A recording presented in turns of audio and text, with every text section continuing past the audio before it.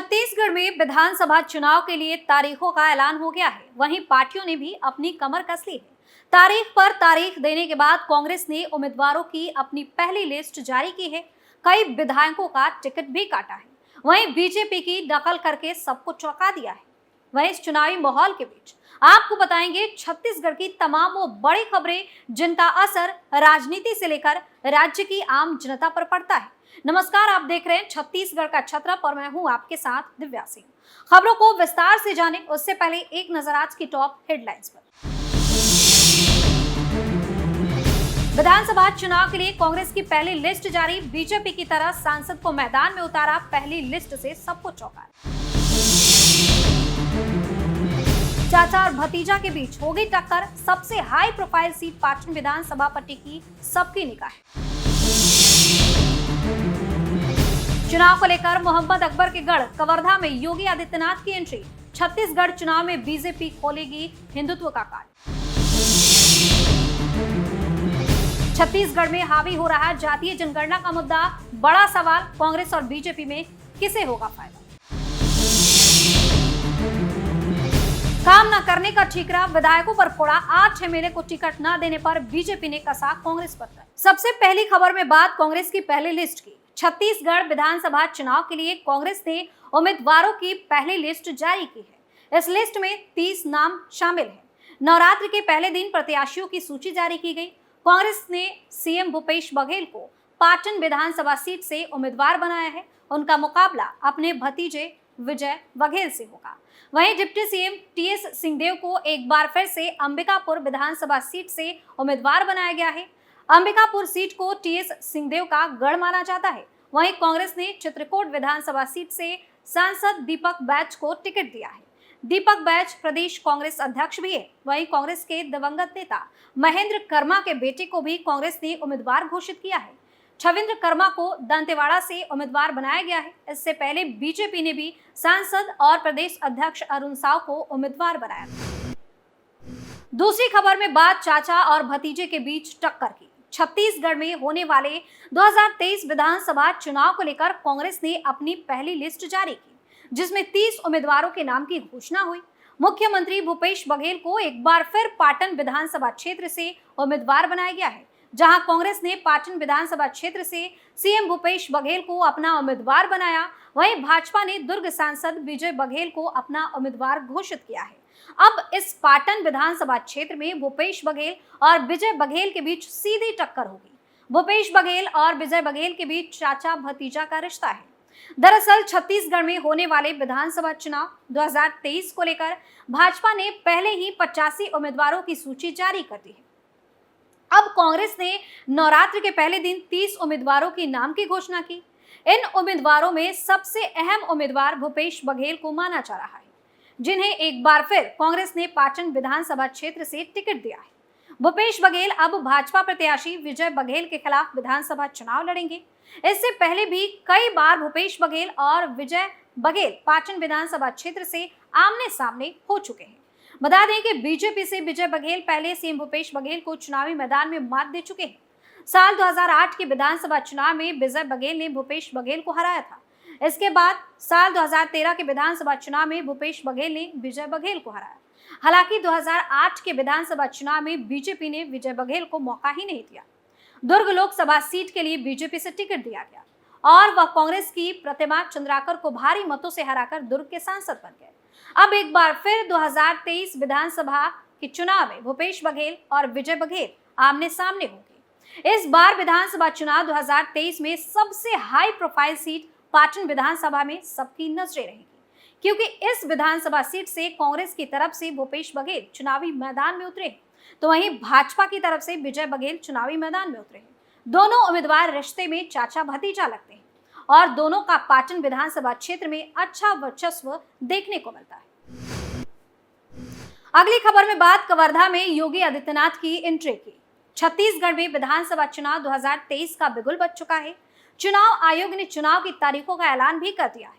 20 सीटों पर 13 अक्टूबर से 20 अक्टूबर तक नामांकन फॉर्म भरा जाएगा, जिसमें बीजेपी अपने प्रत्याशियों का नामांकन दर्ज कराने के लिए बड़े चेहरों को साथ लेकर पहुंचेगी।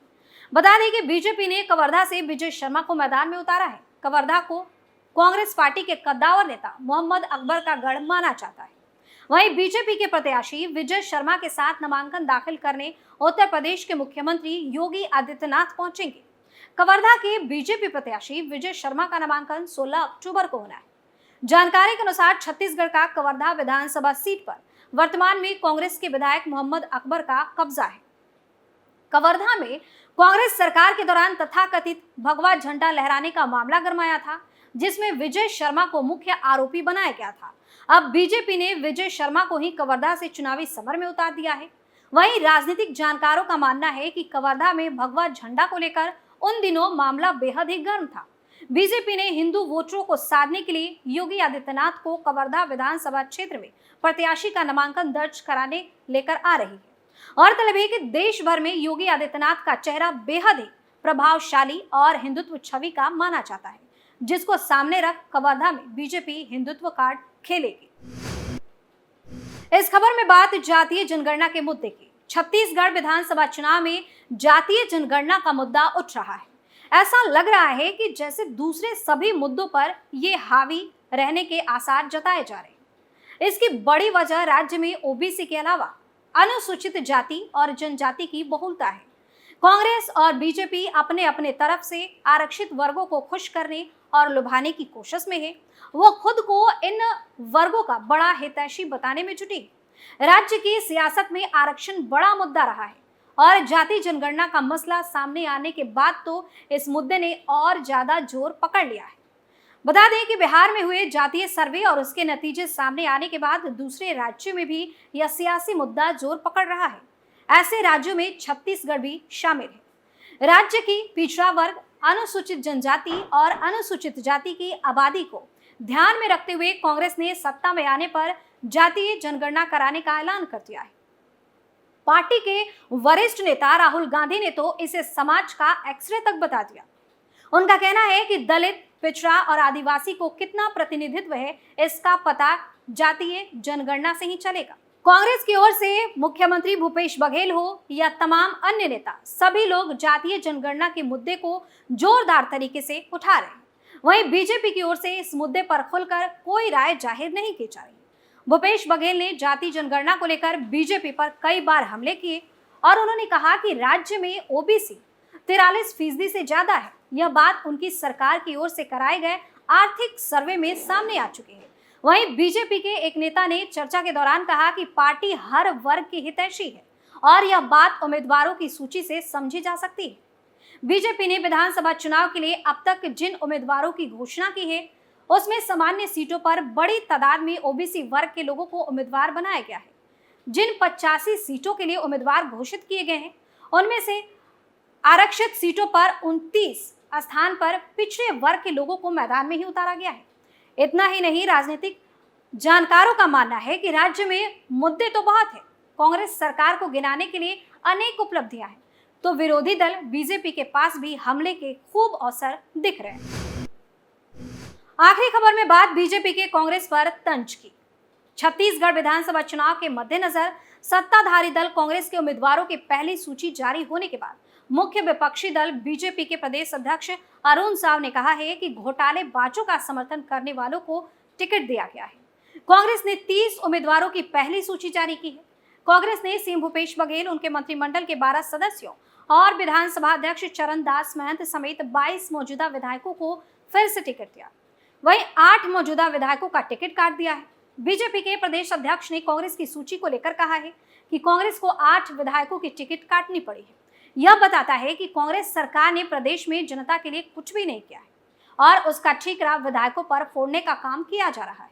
भ्रष्टाचारियों को संरक्षण देने वालों को टिकट देकर कांग्रेस ने बता दिया है कि वे भ्रष्टाचार को आगे भी करना चाहेंगे। जनता तो इंतजार कर रही थी कि इन्हीं लोगों को टिकट मिले ताकि वह उन्हें सबक सिखाए। साव ने कहा कि यह चुनाव एक साधारण चुनाव नहीं, छत्तीसगढ़ को बर्बाद करने वाले और छत्तीसगढ़ को बचाने वाले लोगों के बीच एक युद्ध है। तो इसी के साथ हमारे शो छत्तीसगढ़ के छत्रप में फिलहाल के लिए इतना ही। कल एक बार फिर से छत्तीसगढ़ की तमाम बड़ी खबरों को लेकर हाजिर होंगे, चुनावी हालचाल आपको बताएंगे। तब तक के लिए आप देखते रहिए कैपिटल टीवी। नमस्कार।